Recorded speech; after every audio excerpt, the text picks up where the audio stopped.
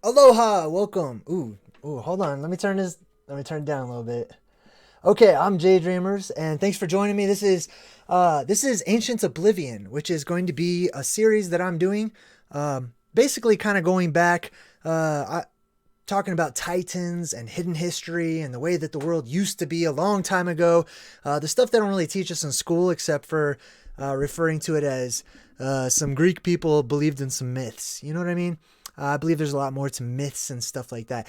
Now, above me, you'll see I have a little Skype logo there. That means if you're a member and you have the Skype membership, it's called the Circuits of Time, affectionately. And if you want to give a call in, you can. And we can chat 10 minutes. We'll see how many people call in. But yeah, we can definitely chat. I can take callers now. I did give it a practice run. That's why it took me a little bit to sign on. But let's do that. Now, today we're going to be talking about mud fossils. And I'm going to go all into what mud fossils are. Basically, there's an example of a great mud fossil right there next to me. That's basically a titan that's laying down and was petrified and turned into stone. And we see that all over our world. And not just Pareidolia, not just looking at, like, you know how some people look at the clouds and you're like, well, it kind of looks like a turtle to me. And the other person's like, oh, I don't know, it kind of looks like a mushroom. No, I'm talking about statues. Okay. Yes, they look like certain things, but they don't morph in front of our eyes like clouds do. Okay. But we'll talk about that. So welcome to everybody in the chat. I'm really excited. And before we begin, I have a special announcement. I was going to do two separate videos, but I don't know if I want to do two separate ones today. So I have a quick special announcement. This goes out to all of the people who watch my channel, especially those people who are also content creators, whether you be an author or a YouTuber or you're on Ancient Aliens or whatever it may be. If you are on Ancient Aliens, we need to talk.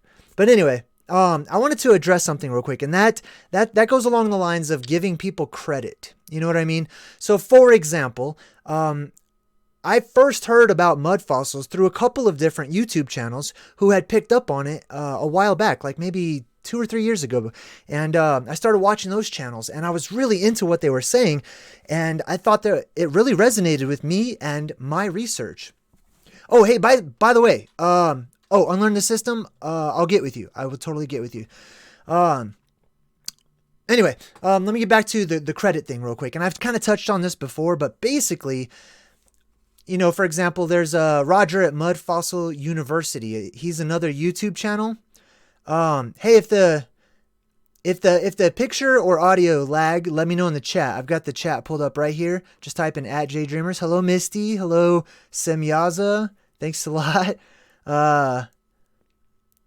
Okay, cool. All right, so let me get to the point. Dang it, I'm so sorry. So I was watching Roger's videos. He actually did a DNA test on some rocks that he believed to be petrified remnants of ancient giant people. And those DNA tests came back positive. So I started researching. I thought there was merit in that. And I started researching it and adding my own intuition, adding my own research, adding a lot of stuff to the subject, not to his idea, not to something that he discovered. And I want to touch on that real quick because there's a lot of, when people get really passionate about, like, for example, their YouTube followers, they tend to develop like a team mentality. And I try to break away from team mentalities a lot. Personally, I don't take credit for anything on my channel. Nothing. Like, I don't say, hey, I discovered that. Hey, that's mine. Hey, I invented, I try to stay away from that because something that I recognize is that all information and all things that exist have not been discovered and are not being discovered, but only being rediscovered. And sometimes people get their information from others. Sometimes you get it from books. Sometimes you get it from movies. Sometimes you chalk it up to plain old intuition. Believe it or not. But anyway, I just want to put that out there. I also want to give a big shout out and just briefly explain something about the plasma apocalypse. When I had first come across that, I heard it from Brian Austin Lambert 33. He has his own YouTube channel as well as his girlfriend Mia's new pair of glasses. When I first jumped onto YouTube and I first started doing all these videos, I didn't realize there's so much drama in the YouTube world, and especially amongst all of the truthers and stuff, and people have their little team, truther this, and I'm on this guy's team, and I'm on this girl's team, and I tried really hard not to be a part of that, honestly. But I did want to throw this out there because it is a whole segment that I'm talking about, and I'm writing a book on my findings and stuff. Some people have asked, including Brian and Mia, because I email them occasionally and I'll hear from them occasionally.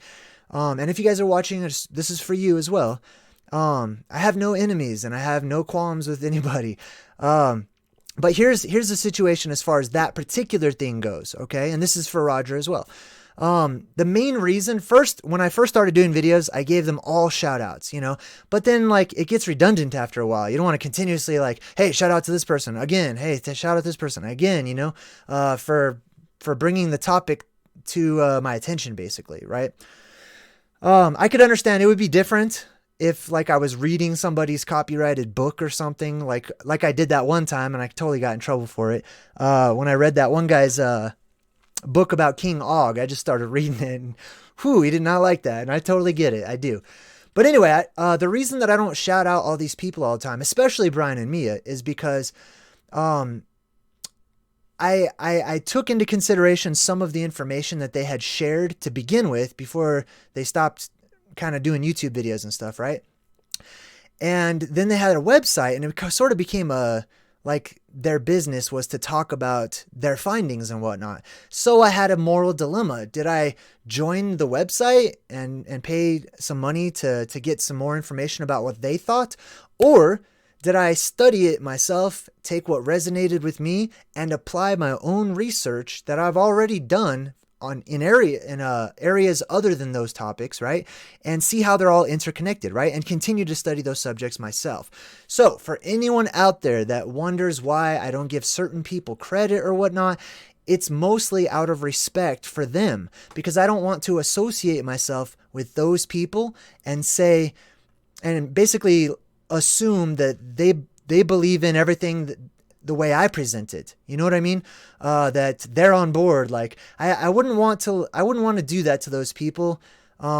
Especially if I don't know how they feel about me or how they feel about my content or my research or things like that. So I just wanted to throw that out there for all of you people, when I first started talking about mud fossils, and I highly recommend checking out their channels, right? Brian Austin Lambert 33, Mia's new pair of glasses for the plasma apocalypse. Very informative stuff. Very good stuff. And Roger at Mud Fossil University. And what was the other guy?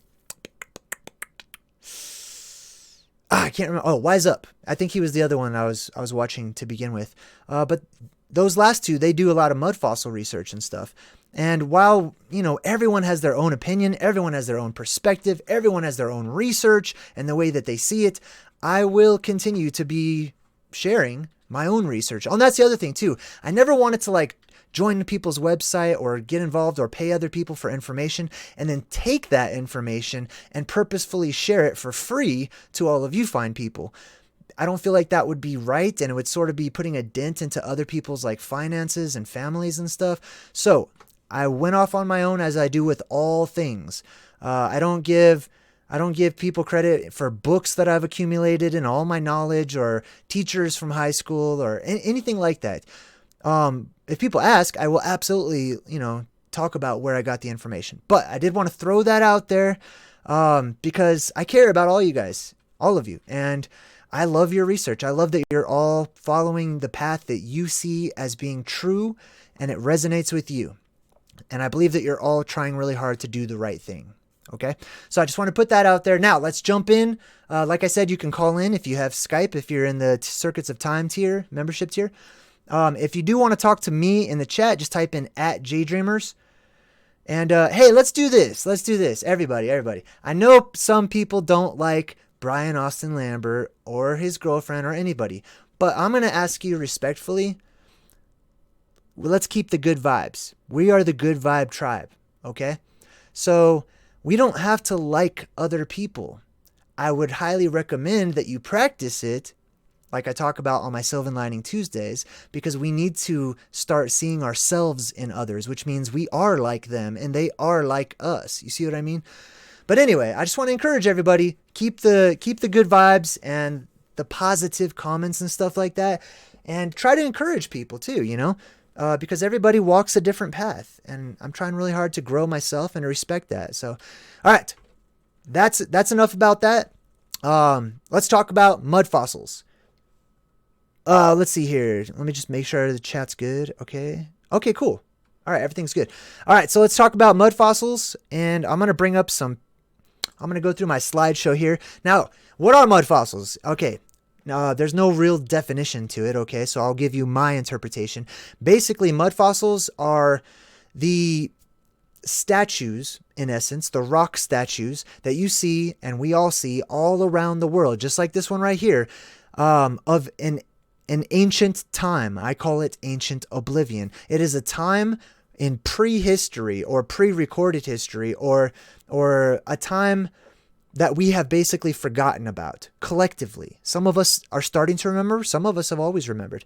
But it is a time when the ancient world, to me, a world of fantasy, a world of magic, a world that is so vastly different from our world today and only survives in records that we consider to be ridiculous, such as fantasy, sci-fi movies, fiction novels, things of that nature. I see the truth in all of those things. I see that those stories, those myths, and those legends are not simple fairy tales to be told at bedtime to amuse a child. I absolutely believe that those stories, those myths and legends, those are our history that have been repackaged and presented back to us as a form of entertainment quite often.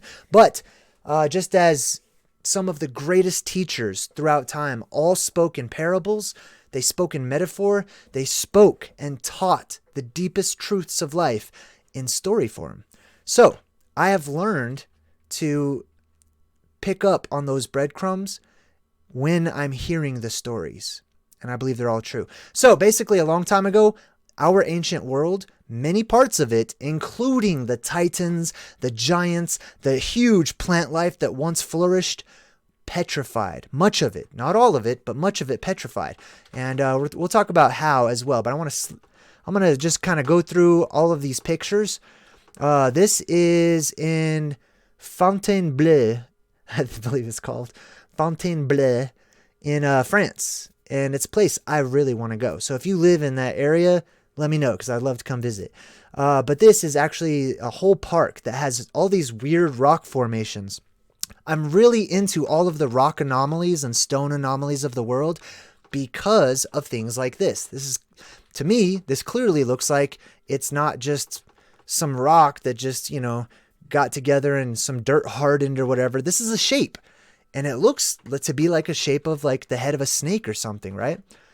Now, you could look at these things individually and you could say, it's a coincidence, right? It's a coinkydink that these things, that one thing just happens to look like a person. But when you see hundreds upon hundreds upon hundreds of examples and the media is putting it in our face and it's all over the place, then you start to use your imagination. Then imagination starts to kick in along with your ability to reason, right? To use your intellect in a pursuit of the truth. Using your knowledge and your intellect in pursuit of the truth, balanced with your imaginative side, your creative abilities, those things inside of us that tap into the ether and to our connectedness with the things around us or above us or God or your higher self or however you'd like to call that. All right, so this is a great one. I forgot who did this. Somebody had done this, basically took this mountain right here and then sort of superimposed like some people because they could see that these things, this one definitely looks like it's a face, Now, a lot of these are going to be giants. This one actually possibly could be a statue, but I liked it. I'm not sure on this one. It's a little too defined, but let's see. Let me get to some other ones. So check this out. Look at this. This is like in the middle of a forest and you have these huge whale-looking things. Right, that's my Dory. Anyway, it absolutely looked like whales or something right there. Something was there that's not just rock. Like we just label these things rock. We often take our geology for granted. We just walk around and say, oh yeah, what's that? It's a mountain. Okay, but what is a mountain? Where does a mountain come from? I live in Colorado Springs, right down the street from the Garden of the Gods. Huge rock formation, basically these plates. It looks like a Titanic stegosaurus sank into the ground and its plates are sticking up out of the ground. And I see those same type of plates, rock plates, all over the world. I have some theories about it too. But when I walked through there, I was just shaking my head because I asked the people, where does this come from? How do you think this got created? Oh, well, I mean, that whole formation used to be a big hill or a big mountain, and then millions of years of rain and wind carved it into what you see right there.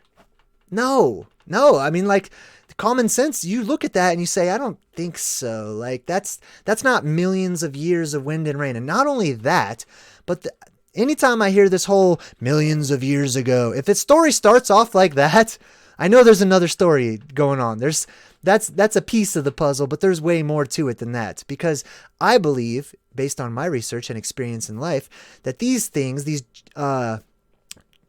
geological anomalies, we'll call them, that they don't just slowly evolve over time, but I believe a lot of them happen very, very quickly, suddenly, typically during an event that I refer to as the plasma apocalypse. All right, let's check out some more of these pictures. This one, somebody kind of put a stick right there. Make it look like this dude has or maybe that, you know what? Maybe that's just a part of the tree right there. I don't know. But anyway, you can start to look at these things, right? Really weird rock formations like this one right here.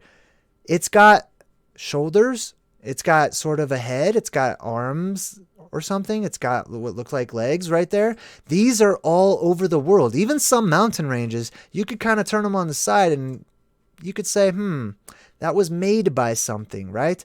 Wind and rain, I'm sorry, I'm not buying that. It just creates shapes like that. I got back, a few months back, my family and I took a vacation up to the Grand Tetons in Wyoming, in the United States. Wow. I think they call that God's country. I don't know. But there's a really good reason for it. You look around and there's no way you can even fathom that any amount of wind and rain carved out these shapes in the mountains that carved out. Look at this right here. This is a whole city. Literally looks like it's been built on the chest or the back of a Titan from a long time ago. This is some more profiles of mountains and whatnot.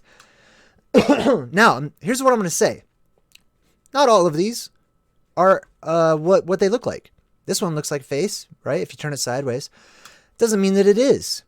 Some things can be coincidence, right? But what I like to do in life is remain balanced. Not to just throw out the baby with the bathwater. Not to say, oh, all of those are fake. All of those are photoshopped. All of those they just happen to look like other things, right? This dude sank into the mountain, okay? Look at this guy laying down sideways right there, right? There's his head. There's his eyes and mouth and everything, right? Just sink right into that hill. All right, so I'll stop on this guy right here because I actually want to address this one, okay? When it comes to the Titans, some of you follow my Plasma Apocalypse series. Let me just double check the stream health. We're doing good, cool. Okay, some of you follow my Plasma Apocalypse series. That's basically the cyclical reset of the world that we live in and how it resets itself every so often. And that is a worldwide cataclysm. It's a worldwide thing that happens, which I am looking forward to talking about this coming Thursday as well. We're going to talk about a lot of stuff. It's going to be fun. Anyway, so there's a lot of different aspects to that particular event. There's a lot of stuff happening, and it has far-reaching implications into the world that we live in and the world that it leaves behind, basically.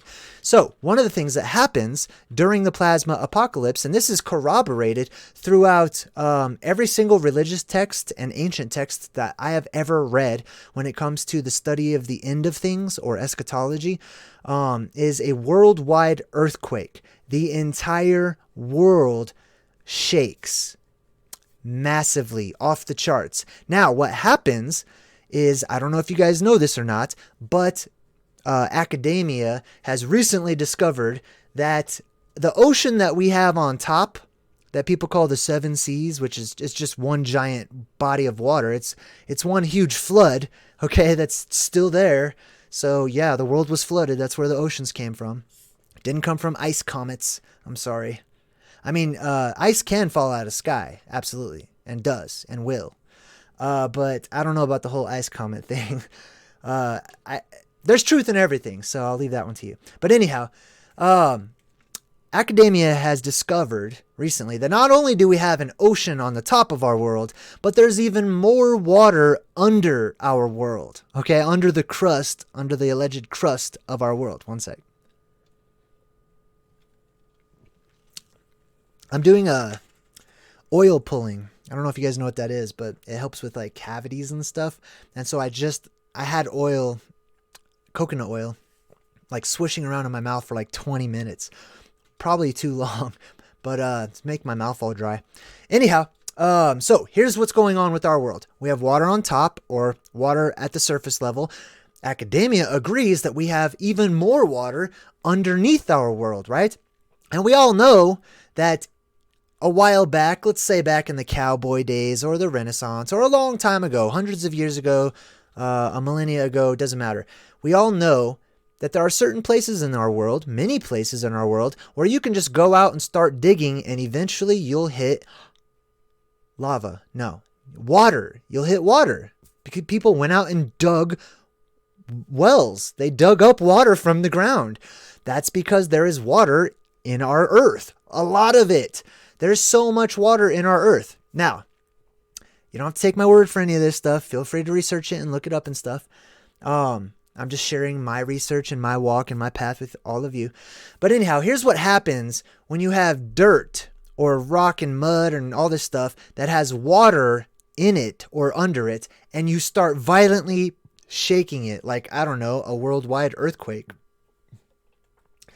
What happens is called liquefaction. Basically, it creates quicksand. And quicksand is that sand that people step into and they sink down into it, right? While the world is shaking, okay? If you have all this shaking going on, that water starts to rise up and mix, and that dirt starts to sink down, and it all starts to mix together. And what do we get? We get mud. A lot of mud, actually, okay? And the heavy things that are on top of the hardened dirt that we call land, when it becomes mud, those heavy things begin to sink down into the mud, into the earth, literally, right? That includes things like the ancient titans, the ancient giants of old. Biblically speaking, the Bible talks about how there were these massive beings that it calls giants. I believe that there was actually titans as well. And that those beings were put down inside of the earth by God or by the angels or whatever it is, in a place called Tartarus. They literally, I mean, the Bible says that those giant titanic beings went down into the earth. If you study Greek mythology, you would also see that the titans of old were locked away down inside the earth. So, even whenever I've read about King Og, what's that book? Might as well give this dude a shout out too, even though he didn't really like that I read his book. And I'm sorry, bro. I didn't mean to read your book, all right? Not publicly or whatever. Anyways, this is The Lost Book of King Og by Demon, okay? And in his book, without quoting it, he actually goes into, because I don't know if I have no idea. If this is fiction, this dude tapped into the ether to write this, okay? So good on you for that. If it's not fiction, then it sounds believable either way and is corroborated by a lot of other ancient manuscripts that I have researched and read. But in his book, he also talks about how in the war between the giants warred amongst each other and whatnot right before the end of the world, which is what happens each and every time. The energy gets really ramped up and then there's war. We'll talk about that on Thursday. But anyhow, in the war between the giants, or commonly known as the 100,000 Giant War, what happened was basically a lot of those giants sank into the mud. It started raining and the earth got really muddy, and all of those giants, I call them titans because they're pretty big. Okay. When you get past a certain height, you're no longer a giant. To me, you are titanic. But they started to sink down into the earth. They started to sink down into the mud. And, Let me go to another picture here. Now check this out, right? I just want to comment on some of these pictures, all right? Now, people would look at this and go, whoa, it's a footprint. Wow, it's a footprint. That means giants existed. Well, yeah, but what are the implications of a giant footprint in a rock? It's in a rock. You can't make footprints in rocks, right? Unless you chisel it out. Okay? Which it could be chiseled out, but there's actually, these footprints are all over the world. So it's highly unlikely that there's a big footprint chiseling cult out there. Like the crop circle cult that people think exists or whatever. I know people do fake them, but not everybody is. There's too many. That means that this used to be mud. Okay? It's real simple. The rock and stone that we see in our world today didn't always, all of it. This was actually done by one of my viewers. It was actually really cool. I just think I'll leave that there for a second. But anyway, yeah, look at this. Like, this means that this stone that they're standing on top of used to be soft. And when a giant being stepped into it, it left its footprint. And then something happened. Something happened in our world to petrify that soft clay, that mud, right? So the question is, look at that one, man. Boom. And this one's sideways, which is really interesting. It should not be sideways, which means either it was put in sideways or this particular thing moved. The ground moved, right? So what event could possibly have petrified the ground or hardened or solidified? I mean, if it's mud already or clay already and it hardens, I don't think we would call that petrification exactly. But there are many things that were not rock or mud or clay or dirt, and those things petrified, right? I actually went down to the Petrified Forest in Arizona, and I drove through, got out, I looked at all of the ancient petrified trees. They're trees. Those trees were once living, breathing, reproducing, organic life forms, okay? However you want to look at them. They were not rock whatsoever. And then something happened and every single one of them petrified. And they just happened to be in an area where there's a lot of other real strange geographic anomalies or geological anomalies, right? Like right down the road from the Petrified Forest is, what is it called? Dang, I was there. Well, there's the Grand Canyon, of course, right? And right by that, we have the Meteor Crater, right? I don't know if you've ever seen Starman, but that's actually a huge deal. If you want to see a cool esoteric movie, like check out Starman, break it down. But yeah, Meteor Crater, this big old huge thing in the ground where there's no debris around it, because I was there, I was standing inside of it. I'm like, they said that like a comet or a meteor or something like smashed into the earth and left this hole in the ground. But when you're standing there and you look around, there's nothing at all for forever. It's just flat and there's just dirt. There's no huge rock debris. There's no scorch marks. There's none of that stuff, right? But that's right around the same location as the Petrified Forest. So, I mean, stuff like this, clearly shows that giant beings existed, right? I think that's kind of a weird looking footprint. And stuff like this can be faked as well. And I'm sure it is faked from time to time. But I think that people fake stuff like this because they know and recognize there is a truth behind it. That's why I believe people fake stuff like this. This one I find to be really interesting. I mean, not only does it look like some creature that was just like walking along, and keep in mind, not all of these things have to be things we are familiar with in our world today. We're talking about ancient, obliterated history, okay? In a time where there were probably monsters and great beasts of old and strange looking animals and creatures that we probably wouldn't recognize today. And many of these things petrified. So what petrified them basically, right? So here's what happened. Let's pretend like this one right here is actually the face of a Titan. or a titanic being, right? And let's say that a long time ago, the world was shaking during the plasma apocalypse and liquefaction occurred, which means all of this was once mud. This being so gigantic, had nothing to hold on to. It's not like I could just hold on to like a bush or something. Like everything is sinking downwards into that mud. It's quicksand, right? So it sinks and it sinks and it sinks.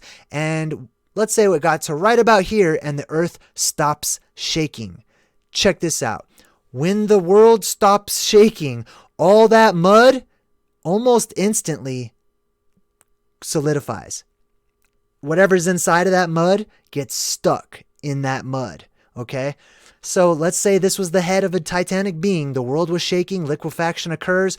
There's basically quicksand all the way around this titan or titaness.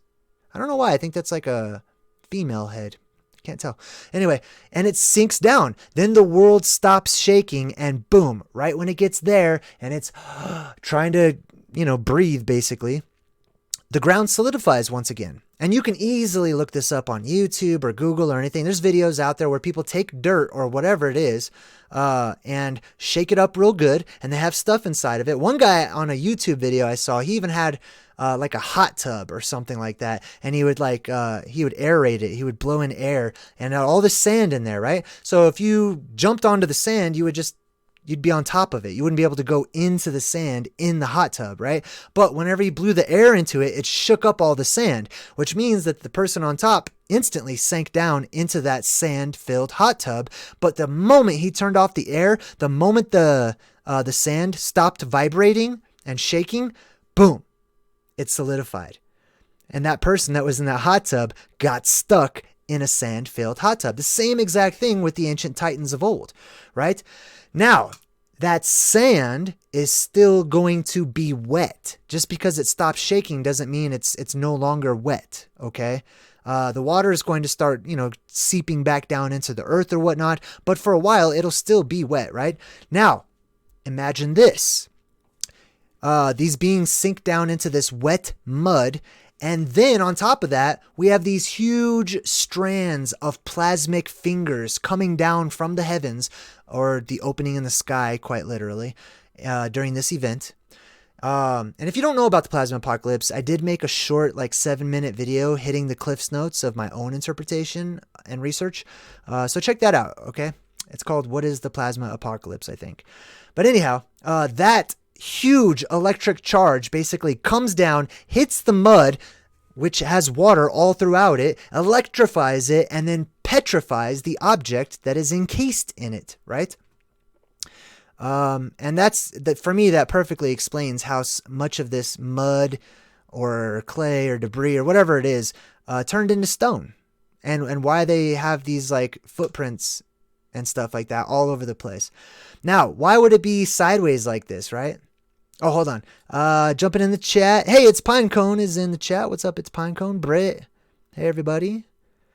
Loon through the ether. Oh, I did update the credits too, so hang out and check out the credits. Oh, by the way, about the credits, I totally forgot to post something so you guys can pick your own GIF if you're in the gifted club or the gifted tier, whatever it is, of membership.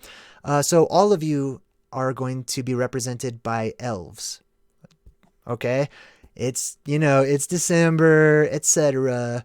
It doesn't have to be Christmas related, but not cartoony, lame elves. I mean, badass, awesome elves, okay? So you'll have to stick around to check that out. All right, Simyaz is in the chat and says, JayDreamerZ, your video, the one you walked through a large fossil area with your son near the Garden of the Gods, that looked like muscle tissue. That was incredible. You know what? I should go back there. It's actually not too far away. It's called, I think it's called Red Rock Open Space. And that's the thing. A lot of you guys have similar places in your areas. And a lot of times they're actually called the exact same thing. They're called the Red Rock Open Space or the Red Rock Canyon or the Red Rock, whatever it may be. That Red Rock could be a few different things, right? But what he's talking about is this particular section that I had driven through. It's an extension of the Garden of the Gods. But mankind had cut out a section of the side of the mountain in order to build a road right there, basically. So it's cut right out. And when you look at it, you can see marbling. I don't know if you guys know what marbling is, but when you buy a steak or something like that, you know how it's not all red, but it's got little striations of fat, like little white lines throughout it? I clearly could see that on the side of the mountain. So I followed it. I went down to the Red Rock open space, and I did a video about that. William Marquez is in the chat and says, JayDreamerZ, I was confused. Oh, it always confused me that the ancient cities were buried. Sinking in mud makes the most sense to me. Yeah, like Atlantis and Lemuria and some, so many other places that are mythic and legendary. Those were real places. And I'm sure there was many, many other places other than that. Now, here's the cool thing. When the world shakes again, it has the potential to bring those things that were once sunken back up to the surface, which is really interesting, especially if you remove the world's oceans, because they're going to get sucked up into the sky. But I'll save that for Thursday. All right, so let's see here. Let me go through some more of these pictures. We're talking about mud fossils today. That looks like a giant brain. I don't know. I mean, it might not be, but kind of strikes me as a huge brain. I don't know what it is. It could be anything. But look at it. Look at these strange rock anomalies that, especially when they're just sitting there and they have no business being out in the middle of a field somewhere all by themselves, right? These types of things deserve a better explanation than what academia has given to us. That's my opinion. And I believe a lot of you share that same opinion with me. But my point is, we can look all around our world and we can see examples of our world being petrified. You see this one right here? Face, arm, hand. Literally somebody just sitting there. I mean, we saw this girl, but did you see this one, right? I actually did a video just like that. But yeah, there's all these stone formations all over the place. Now, there's something called Pareidolia. Pareidolia is, like I said earlier, when you look up at the clouds and you're like, oh, it looks like this to me. That's like when you do a Rorschach test, okay? Just random formations, and our eyes interpret them into things that look familiar to us. However, there are exceptions. There are times when it's not pareidolia whatsoever. There are times when it actually is or was something alive, something that used to breathe and live, just like the petrified forest that I was talking about and those trees, right? This is a really good little comic strip somebody did that sort of shows mud fossils. So this up here, this would be like a titan that died or something, lays down on the ground, starts to decompose or whatever. The land starts to kind of grow over them, and then their skulls and bones started to become geographic features, basically. Which, if you saw my King Og video, there's actually writings about people who went into caves and whatnot, and then they realized they were actually inside the body of a fallen titan, specifically King Og.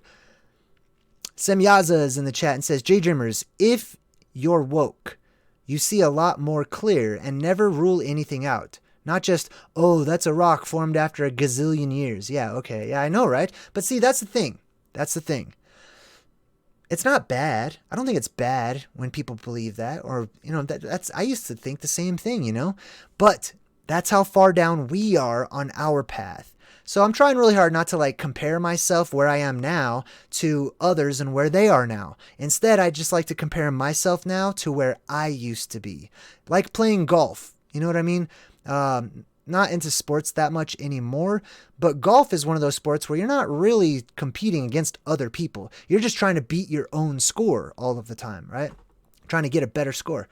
Rue, hey Rue, I am Groot, says they closed Thailand down because of my video. I think you might be right. I'm pretty sure something was going on with that. So here's what Rue's talking about. Actually, let me see if I can find a picture. I'm sure I got a picture in here somewhere. So we're going to flip through a lot of these real quick. I might as well talk. Remind me I'm looking for the Thailand image here, because I may forget. I get distracted easily. Some of these are clearly evident. Like, what does that look like? If that was an animal of some sort or a creature of some type, what would you say that was? Or maybe that one, or maybe that one, right? It's an interesting coincidence, right? If none of this is true and all of these are pareidolia, that's an interesting coincidence, right? Some of these I could totally understand. like if water rushed through this, or I don't know, possibly.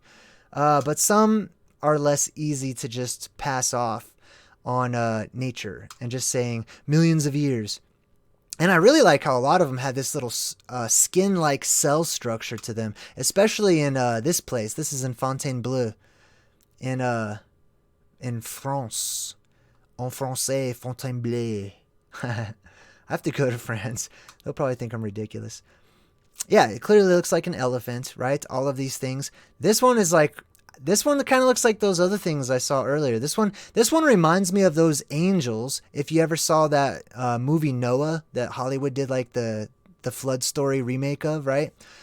With the dude from Gladiator who played Noah. This looks exactly like how the angels looked when they fell to earth and they hit the ground, and they literally turned into these big rock creatures, which is another reason why Hollywood and the media typically, in entertainment at the very least, they're always like portraying and associating giants with rocks. Either the giants are made out of rocks, or the giants turn into rocks, or the trolls turn into rocks, or they eat rocks, like the rock biter, who is literally made out of rocks, right? There's this interesting connection between the world of the giants and rocks, or the earth itself, right? All right, let's see here. Oh, this one's, look at that one, man. Look at this little tiny dude right here. Do you see him? Oh, it's hard to, I can't put the mouse on it or this menu pops up. But anyway, you could definitely see a little guy in blue, like right under that Titan's arm. That really does look like a Titan right there.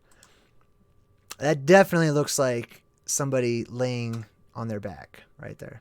Anyway, that's definitely an ancient piggy bank. It definitely looks like a pig or hedgehog or something.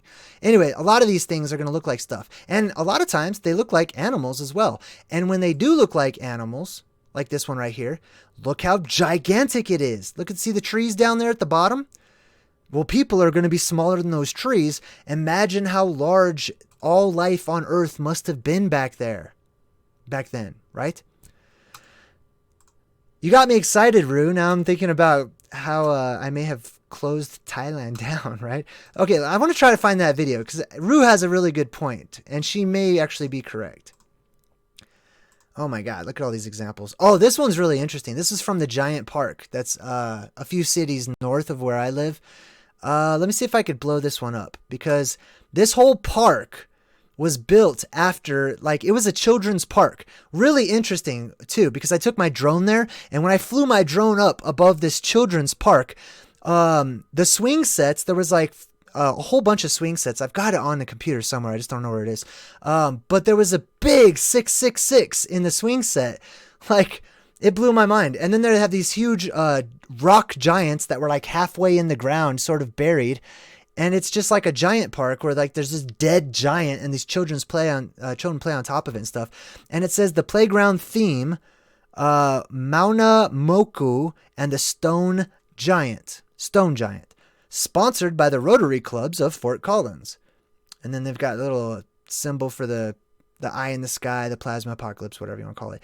And it says the four-way, hold on, let me make this a tiny bit bigger, and then I'll bring this up. The four-way test of things we think, say, or do. Is it the truth? Is it fair to all concerned? Will it build goodwill and better friends? Okay, anyway, I thought this was really interesting because this was a children's park, and the theme of it was dead giants or dead titanic beings, right, that were petrified and sunken into the ground. And there's a big old 666 on the playground.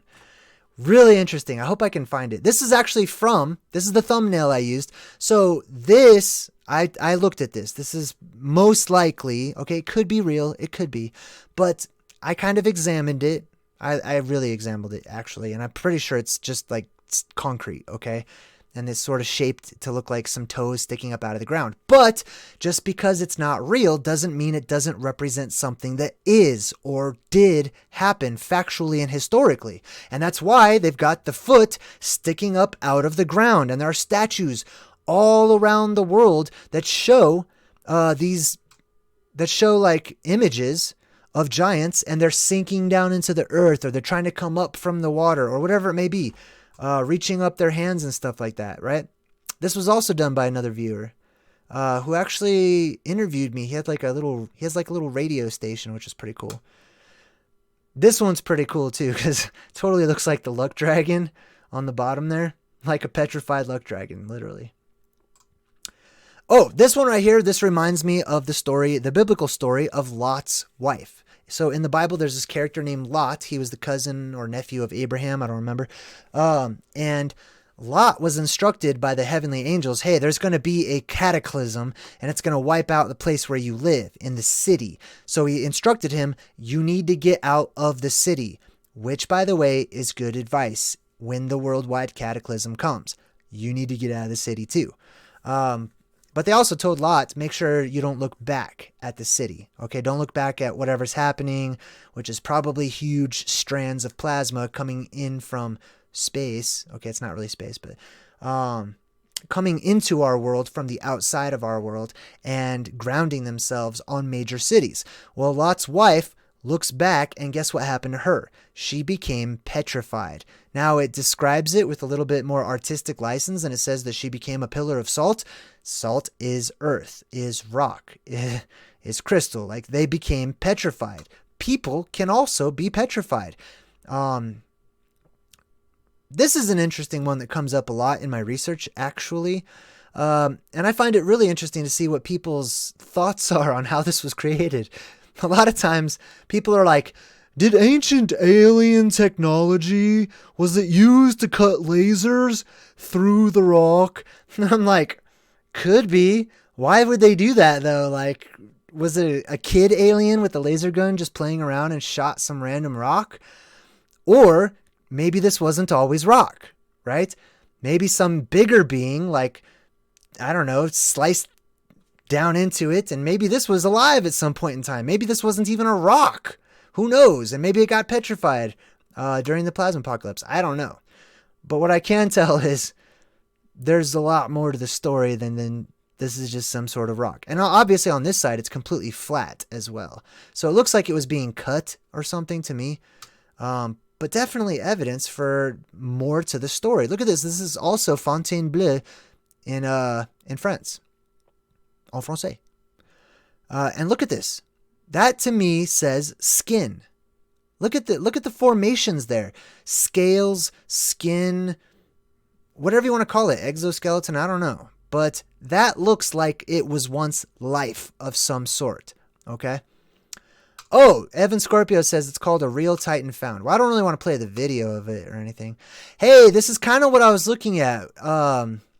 Who was that? Semyazo was talking about like how I was showing the striations in the ground and how it looks like marbling. This looks like a big giant piece of bacon. Okay. And sometimes you can actually get blood to come out of the rocks, believe it or not. This is from the Plain of Jars. Now check that out. Let's look at that last one. This was a rock jar where a tree grew up through it. How would that be possible? Right? Possibly the quote-unquote jars were not always rock or not always petrified.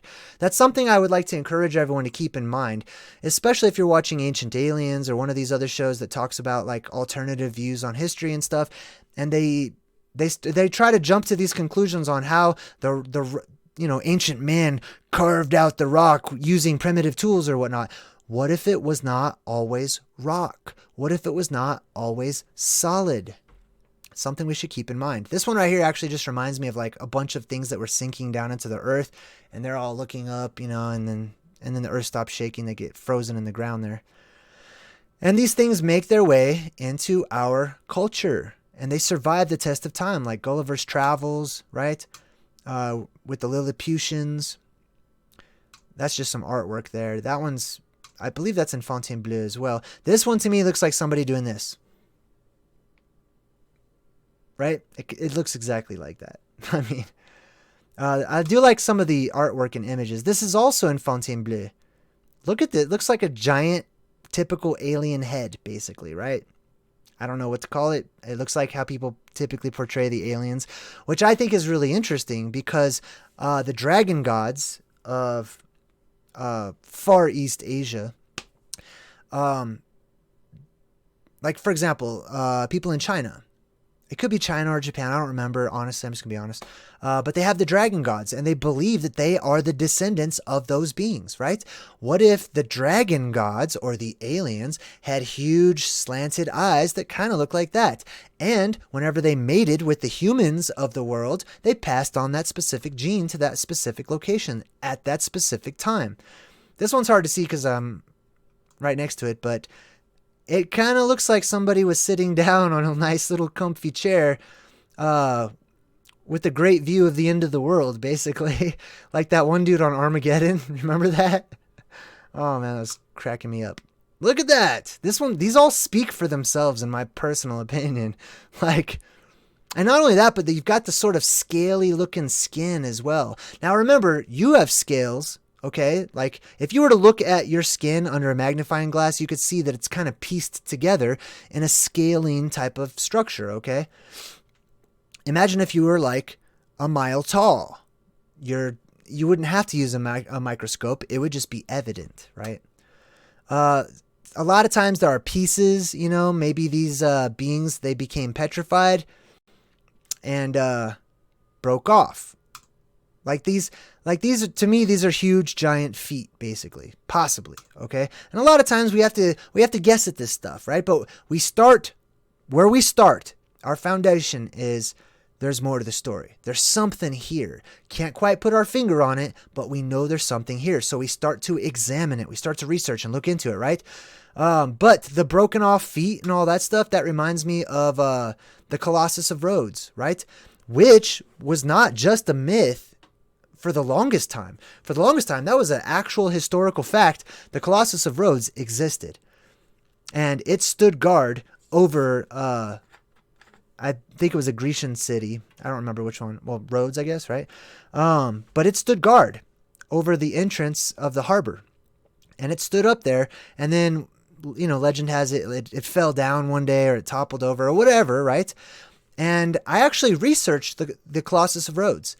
And I found that back in like the 90s, I want to say 80s or 90s, somewhere around there, they actually thought like these divers were in that harbor and they found what they thought was like a huge petrified hand or fist or something, right?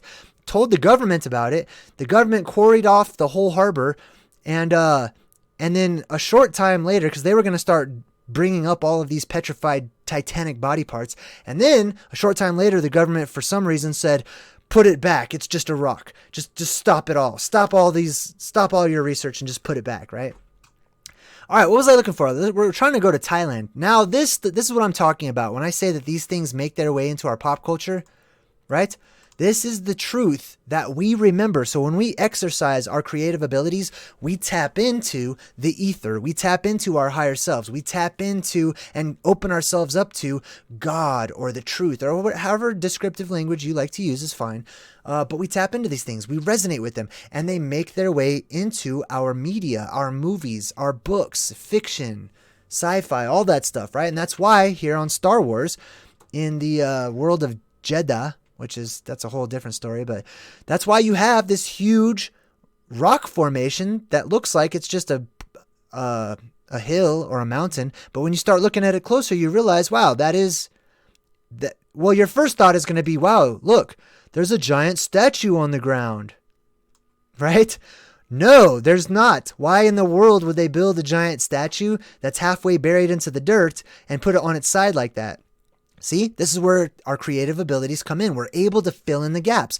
Even though we're just talking about a movie, even though I didn't write the script for this, even though I don't know anything about what's going on there, I can look at it and I can fill in the gaps using my reasoning balanced with my creativity, right? So we could reasonably say that either this was a statue at one point in time that was stood up and it fell down, or it was alive and it was real and it became petrified, right? Here, let me move this down a bit more here. I just like that one GIF there. I thought that was an interesting one. This, to me, I mean, come on. That's a hand sticking up out of the ground, trying not to drown in the quicksand of the world, right? Now, this is an interesting thing here. This is a real human hand. That is rock. it's petrified. So for all the people that don't believe that it's possible for humans to become petrified, let alone petrified quickly, there was a man who actually petrified. He made his business of petrifying people. Nobody knew his secret. And occasionally, these anomalous humans come along in our history, and they don't get the credit that I believe they should, which is why I like to point them out. I forgot the guy's name. God, I always forget his name. It's because I did that stupid song about him. Dorolomo Sagato? Is that his name? I think it's Dorolomo. I want to say. I could be off. But Dorolomo Sagato, he had the secret to petrifying the human body rather quickly, right? And strangely enough, coincidentally, he died and all his research was destroyed, right? Just like Edward Leedskalnin, right? There's a story of Edward Leedskalnin who built the Coral Castle in Florida all by himself, quarried all this stone and built a huge stone castle with megaliths and everything. People asked him, hey, how'd you do this? He's like, I just rediscovered the secrets of the ancients. Our science and our academics are wrong. We got it off. We're not right. And I just rediscovered it. So upon seeing that he would not share the information, the government thought they would step into Edward Leedskalnin's Coral Castle and basically take his land away, thinking there's no way he could relocate his entire megalithic castle. But guess what he did? He relocated it like in a few nights, basically. Also, some hired goons were sent to his door and basically tried to beat him up to get the information on how he manipulated stone in that way, right? This is from Laos. I think this is in Laos. This is the Plain of Jars. All of these stone jars. See, academia, they'll try to tell you some weird stuff. Like, oh, all these stone jars were just sporadically put all the way around here because people were put inside them when they died and then they cremated them.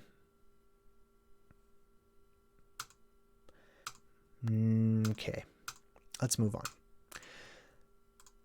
All right, this is all a stone of jar, so I'm going to speed through. I have a lot of mud fossil imagery here. So, oh, here we go. This is Thailand. This is what I was looking for. Okay, whoo-wee. Let me zoom in on this. So, this is the one that Rue in the chat, Rue I Am Groot, she was talking about this one right here. Now, you may recognize this particular little lagoon from Leonardo DiCaprio's movie called The Island. I think it was called The Island.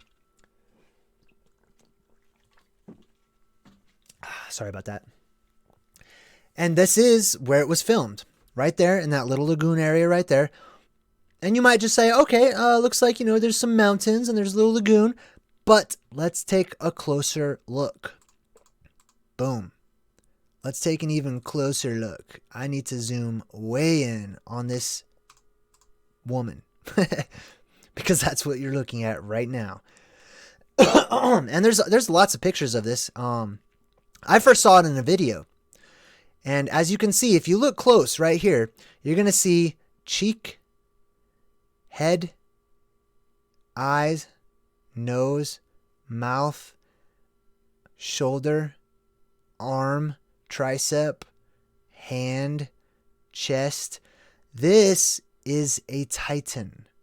And this entire area of Thailand is filled with them.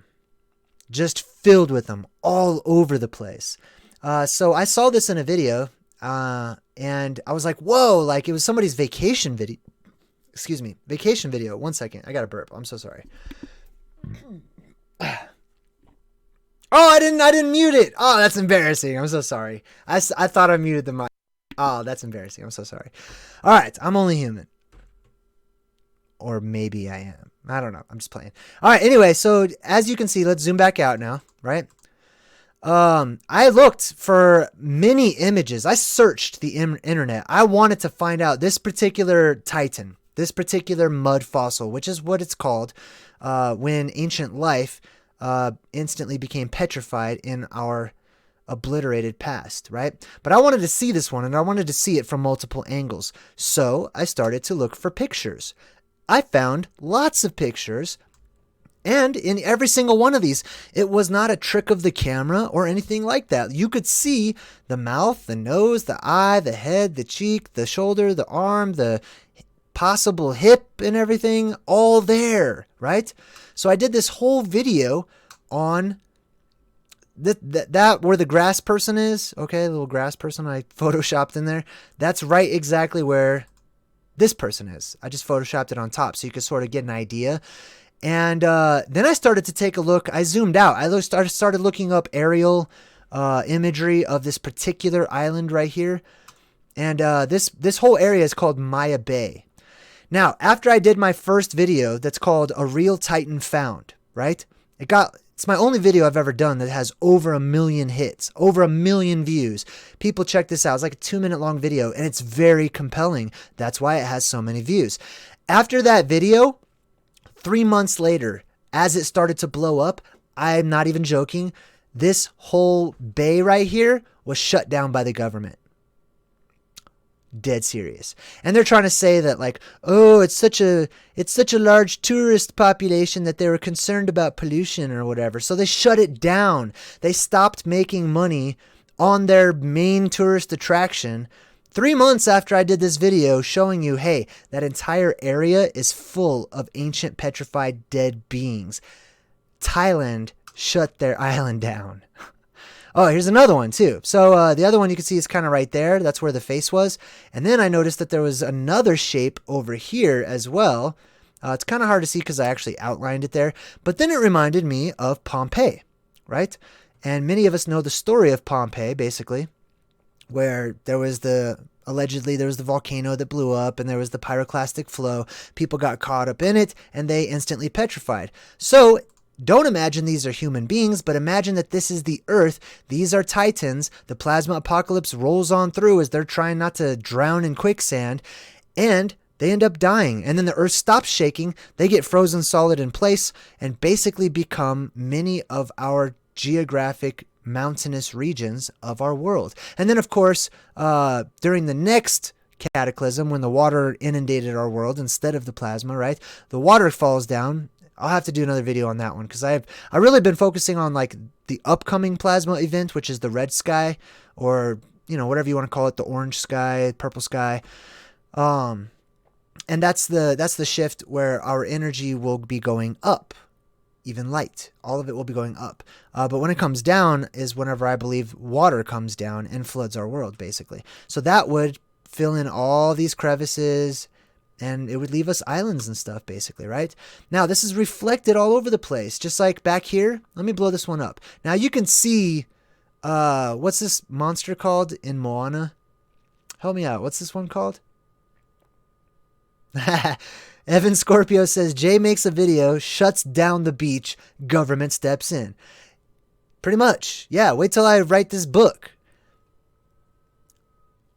Okay, I suck at, I'm kind of cheesy. I'm so sorry about that.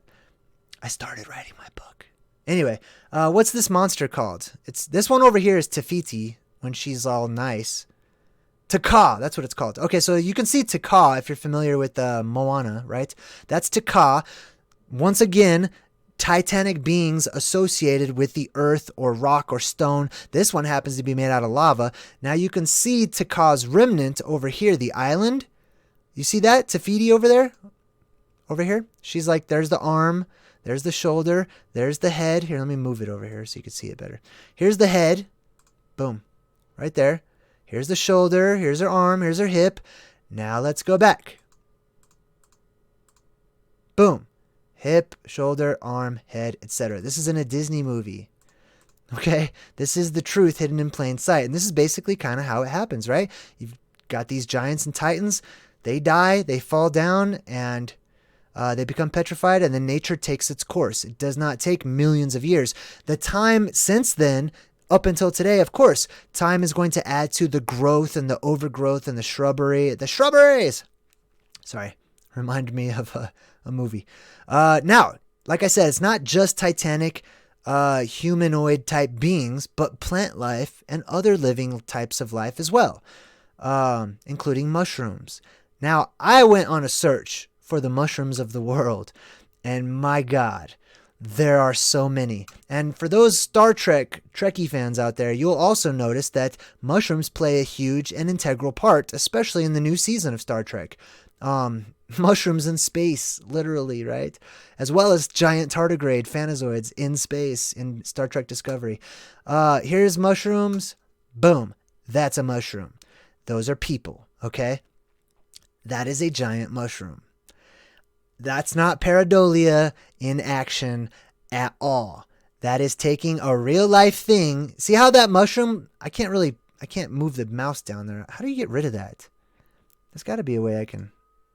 No, that doesn't do it. I don't know what that does. Anyway, look at the bottom of the stem of the mushroom. See how it sort of has that little fold, that feature right there? Let's compare it, shall we? This is called research, not mindless Rorschach Pareidolia in action. I'm not dismissing those things whatsoever. I know they exist, and I have been subject to them at times. But this is called research. It's comparison. Research through comparison.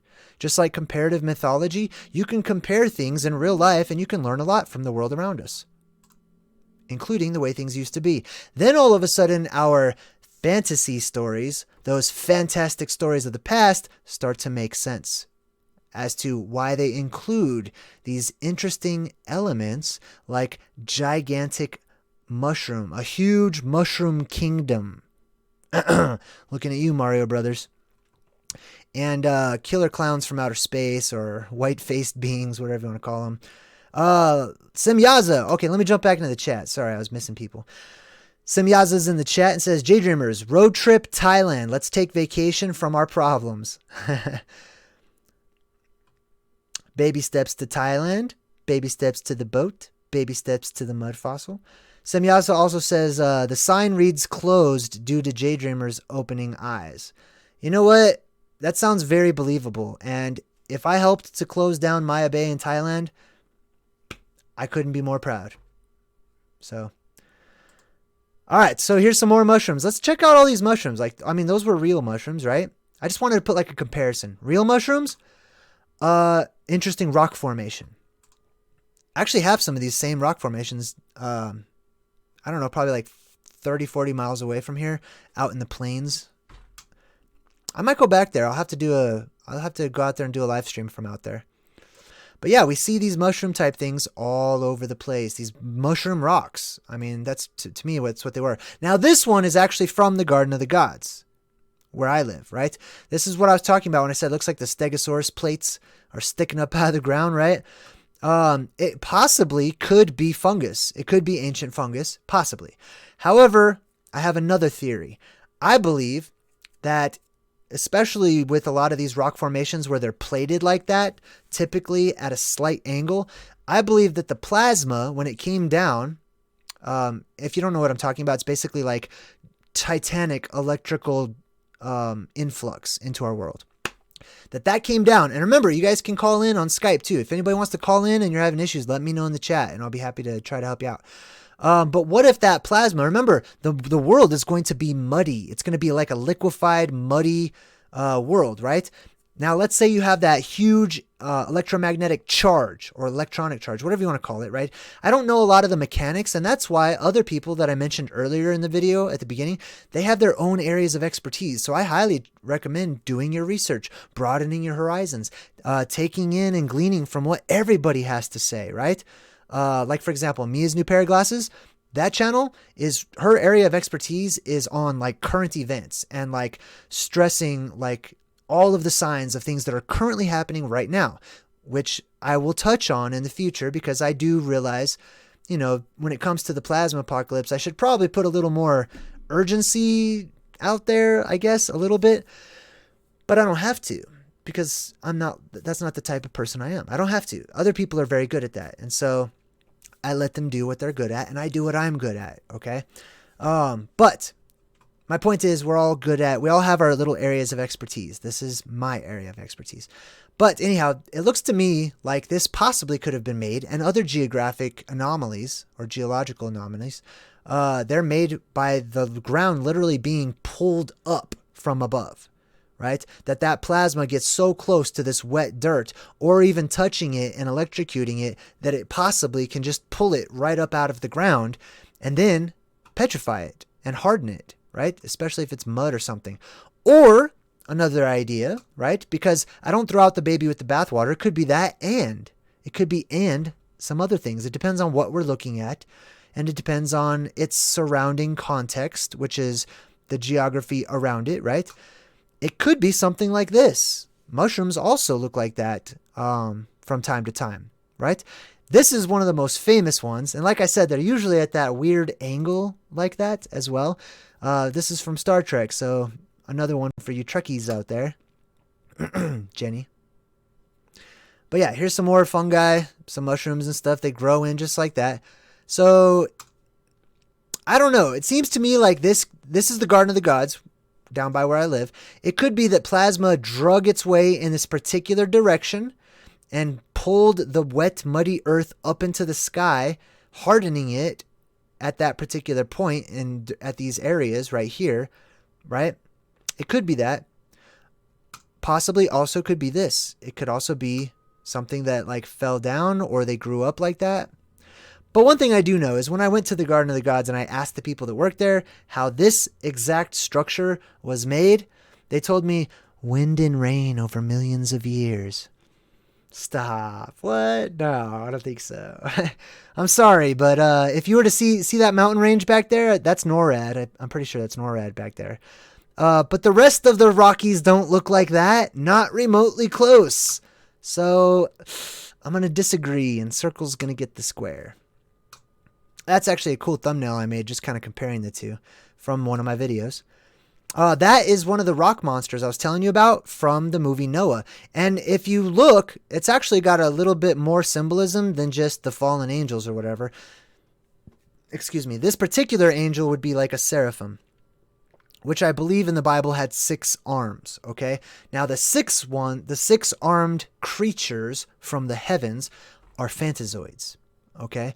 I can't go into that right now. If you want to know more about what phantazoids are, you'll have to check out my Plasma Apocalypse playlist and learn all about these exoskeletal creatures, for the most part, I believe, called phantazoids, that are the great beasts of old that came down into our world, and many of them have 6 legs, basically.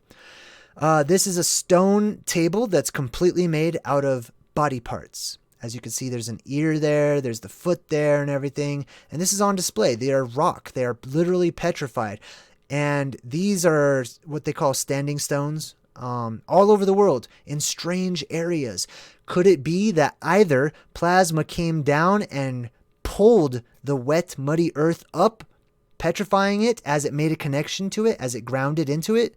Or could these have been alive? Could these have been humanoid or some type of creature that was alive, zapped by the plasma and instantly petrified in place? Or something else, possibly, right?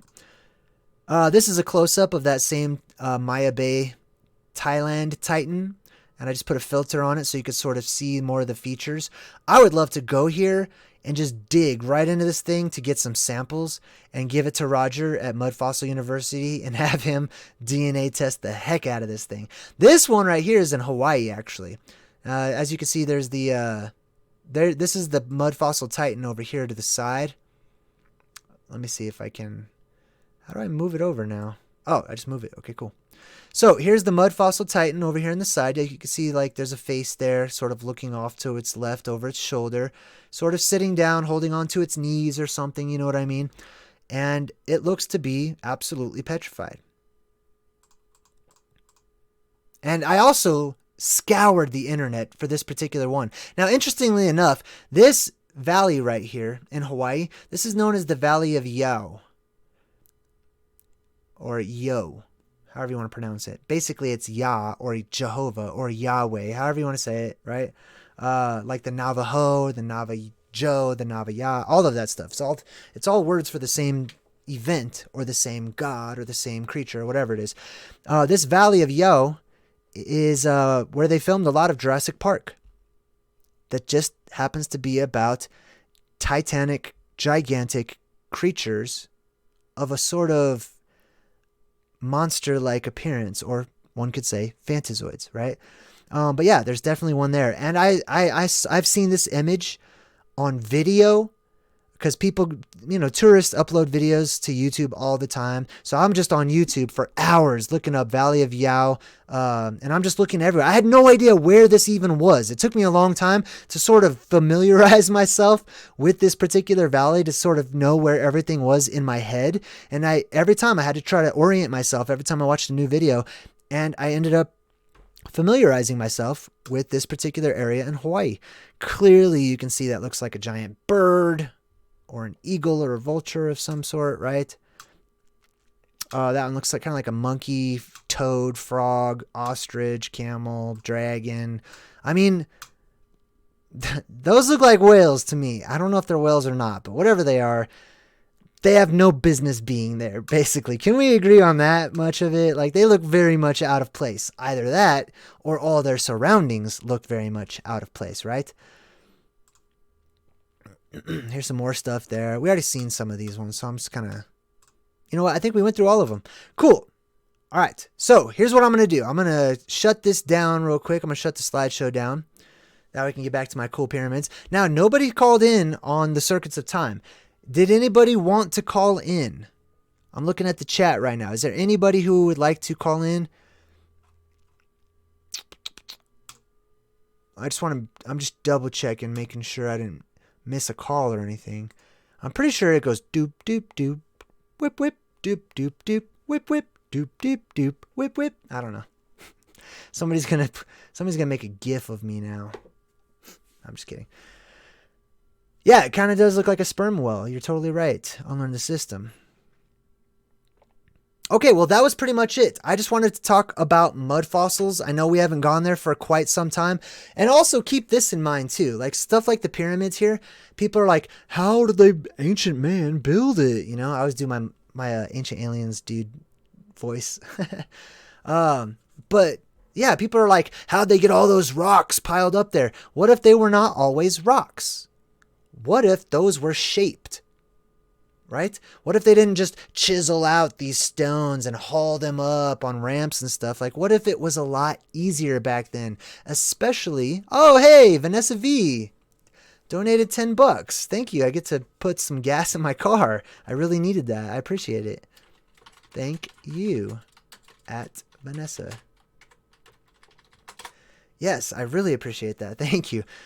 Because I'm broke, basically, right now. And it's like the first. So, yeah, definitely helps out. And Jenny is on her way back. Oh, by the way, I told Jenny last time when you guys were... Some people were donating and saying, like, hey, I specifically want my donation to go to Jenny for being your muse and for inspiring you and supporting you and everything.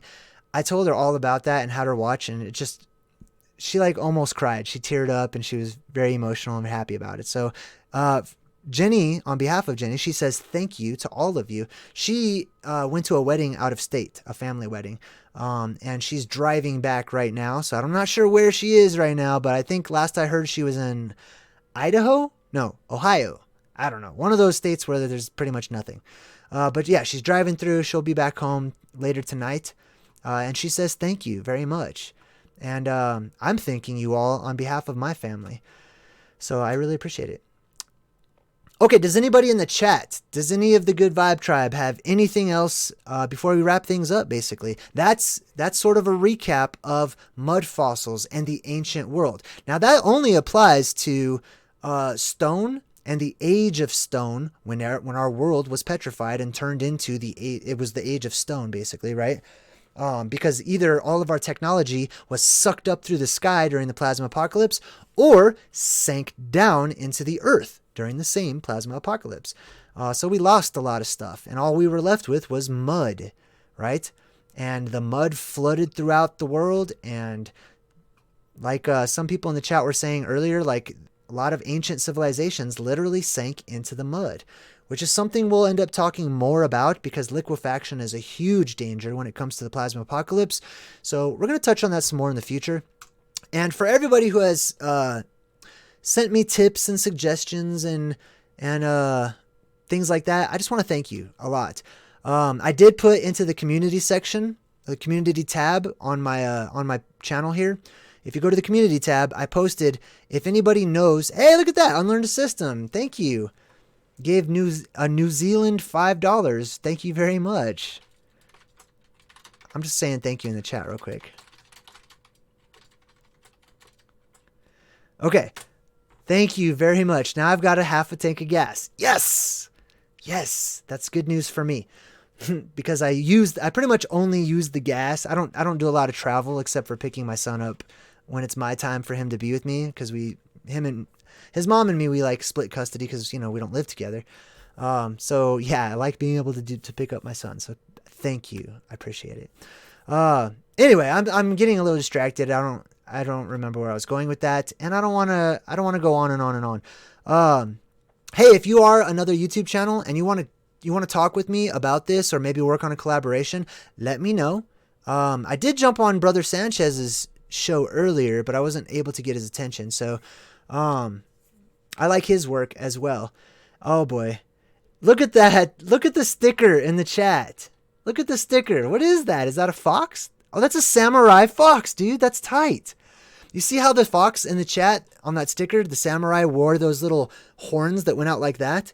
I absolutely think that those are the remnants, body parts, from when the knights of old, right? Whether they be samurai or English knights, it doesn't matter. The ones that wore that huge armor. And thank you, Evan, by the way. I think that they actually tore pieces of the Phantazoids off and put it as a decoration on their armor. It's like sort of bragging rights.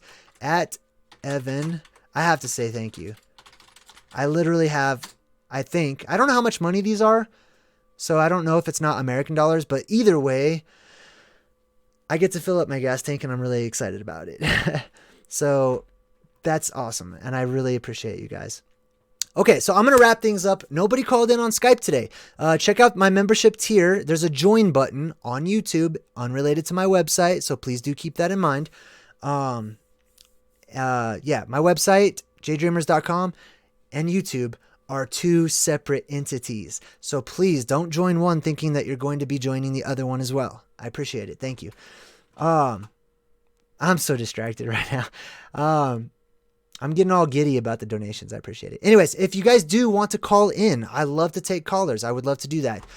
Just join the Circuits of Time membership tier. Check it out if you'd like to. And I know there's a lot of people watching as well. I just want to say thank you for just participating. Thank you for finding some value in my research and the things that I share and how I present it as well. So I think it's a good time for me to go. Thank you for all the donations. Welcome to all of the new members. Feel free to stick around and rock out to some good music, and check out the credits, because these are the people that helped to make this all come alive, really. So until next time, I'm JayDreamerZ saying good vibes and goodbye.